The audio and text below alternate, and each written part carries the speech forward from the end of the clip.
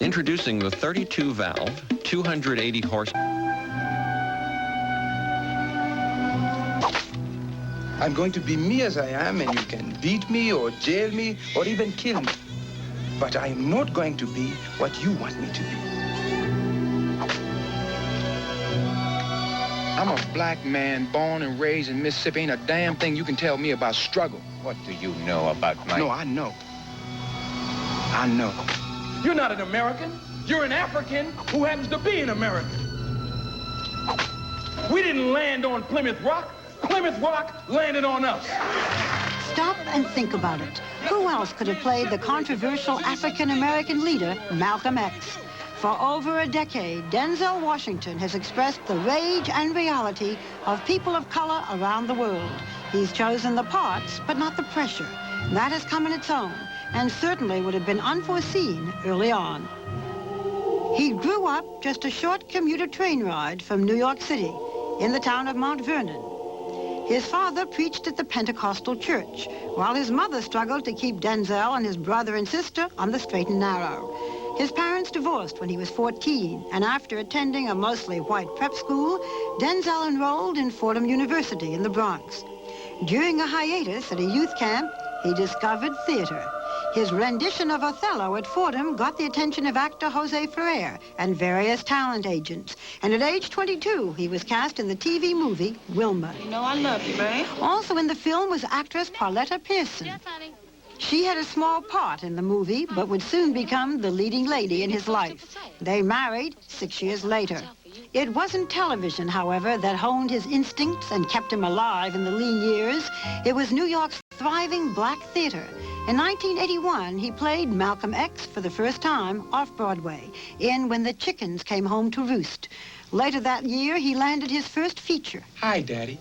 The only good thing you can say about Carbon Copy is it got Denzel a 6-year job on television's St. Elsewhere. I hated every minute I was at this hospital. Denzel played a black doctor who was uncomfortable being black and a doctor. This sort of complex character was to become the norm for him as he crossed over permanently into the world of feature films. You know, I seen him before.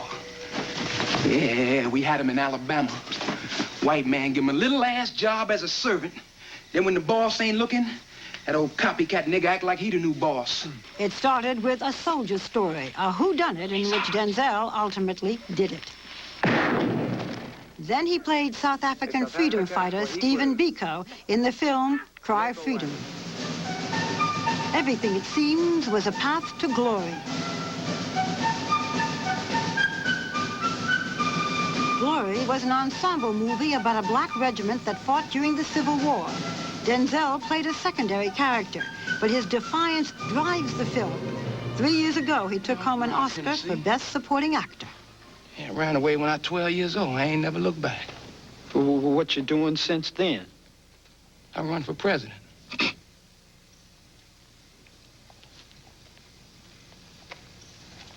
I ain't win, though. He has been a leading man ever since, whether in modest films like Mississippi Masala or epics like Malcolm X, for which he is nominated tonight for Best Actor. Let the black man separate from his house. Let the black man have his own house. Let the black man have his own land and his own property. Denzel and his wife Pauletta have now been together for over 15 years. They have 4 children, including the birth nearly 2 years ago of twins. What am I doing wrong? You have to aim. Okay. Children, it seems, are a priority. He devotes time and money to the Boys and Girls Clubs of America, including this one in South Central Los Angeles. The sign above the door warns against the wearing of gang clothes and colors. Inside, Lou Dantzler runs the Challengers Club, a safe atmosphere for studying math and art or teaching a novice like me how to shoot a basketball.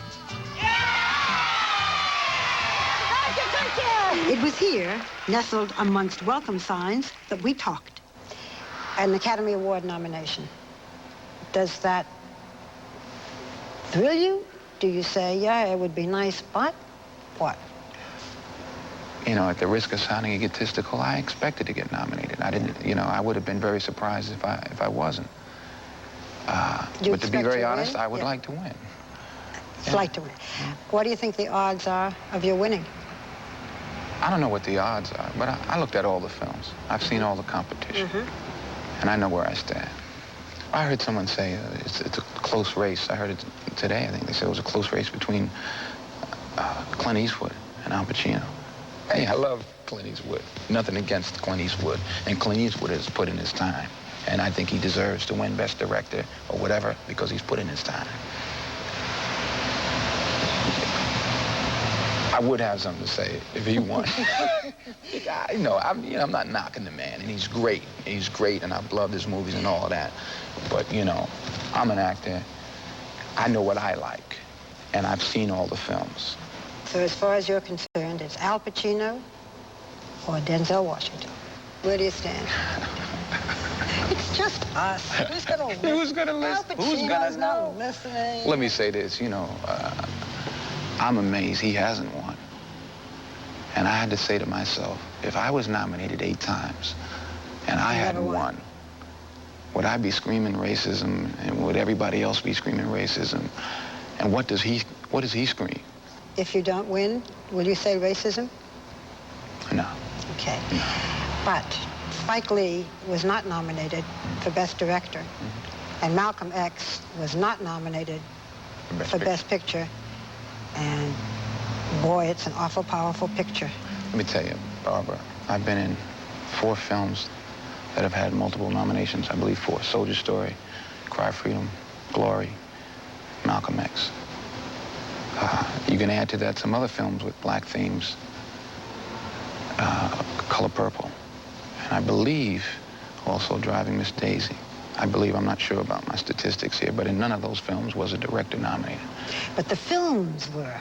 And the director wasn't. But the fact What that does the that mean? film, what does it mean? Well, It means the movies made themselves? You tell me what it means. It's an interesting pattern. so what do you think it means? Well, Is it just that they don't like Spike Lee, or is it that it's... well, I what know some people are don't like saying? him. He's given people a reason not to like him, He's given people a reason not to like him. But I'll say this about Spike. Spike has put more African Americans to work in the film industry than anyone else in the history of the film industry. Anyone. Anybody want to dispute that? Tell them to call me up. Your own childhood. I'd read something in which you said that some of the kids you grew up with who are in prison today, who are dead today. Yeah. Why not you? I was just very, very lucky. And I had more to lose at home than I did in the street. I had more at stake at home. You mean your mother? My You didn't mother. have to worry about being killed in the street. Your mother would kill you, right? My mother, I thought her purpose in life was to just embarrass me. She'd come get me on the street at any time, in front of anybody. I was playing basketball in the playground. And everybody knew that, I had to be home a little earlier and that my mother was always on my case. And so she came to get me and they were like, yo, D, your mom is here, man, So I was like, oh, boy. So she's sitting here in the driver's seat. I'm here. All the kids are over there on the other side of the fence watching. And I'm just playing it as if nothing's going on. I mean, she's screaming at me, going crazy. And so I turned to the kids and just looked like, Mom. And as I was turning around, a hand was coming. Pow! And I just remember going down under the dashboard. Just had my head down. I said, Mom, just drive, please. Take me home. Because I knew if I stood up and looked back out, everybody was probably on the ground, crying and laughing. But, I don't want to say who's laughing now, but I know that she never gave up on me. Never gave up on me. And she had a lot of reason to. I got kicked out of college, too. She did the same thing. What did you do when they kicked you out? Just no focus. But, I mean, how did you get back in again? I took a semester off and started reading acting books. That's when I got into acting. While we were talking about strong women, your private life is private, and you've got all these little kids, twins. One named Malcolm, after Malcolm X? Yeah. No? Yeah. After my wife's cousin, Malcolm. Fun? 4 little kids? Yeah. Aren't you glad to have a day off and just sit here and be asked questions? Well, listen, my wife, is the backbone of our family. you know, and I'm wise enough to admit that. You speak so lovingly of your wife.